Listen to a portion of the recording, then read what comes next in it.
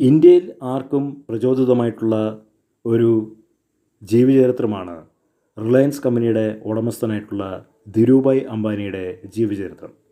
വട്ടപൂജ്യമായിട്ട് കിടന്നിരുന്ന ഒരു വീട്ടിൽ നിന്നാണ് ദശലക്ഷം കോടി വിറ്റുവരവുള്ള റിലയൻസ് എന്ന് പറഞ്ഞിരിക്കുന്ന ഇത്രയും വലിയൊരു സാമ്രാജ്യം അദ്ദേഹം കെട്ടിപ്പടുക്കുന്നത്. അദ്ദേഹം ആദ്യമേ തുണി ബിസിനസ്സായിരുന്നു ചെയ്തുകൊണ്ടിരുന്നത്. അവിടുന്ന് അദ്ദേഹം യമനിലേക്ക് ജോലിക്കായിട്ട് കടന്നുപോയി. അവിടെ പെട്രോൾ പമ്പിൽ പെട്രോൾ അടിക്കുന്ന ജോലിയായിരുന്നു. അവിടെ ഇരുന്നുകൊണ്ട് അദ്ദേഹം പുതിയൊരു ആശയം അദ്ദേഹത്തിന് വന്നു. അദ്ദേഹം നാട്ടിലേക്ക് മടങ്ങി വന്നിട്ട് തുണി കച്ചവടം തുടങ്ങി. അത് വൻ പരാജയമായിരുന്നു.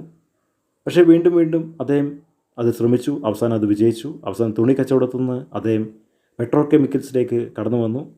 അങ്ങനെയാണ് റിലയൻസ് ഇൻഡസ്ട്രീസ് ഡെവലപ്പ് ചെയ്തെടുത്തിരിക്കുന്നത്. അദ്ദേഹത്തിൻ്റെ ബിസിനസ് മാനേജ്മെൻറ്റും കാര്യക്ഷമതയും മറ്റാർക്കും ഇല്ലാത്തതുകൊണ്ട് അദ്ദേഹം ബിസിനസ്സിൽ ഒരുപാട് ശോഭിച്ചു.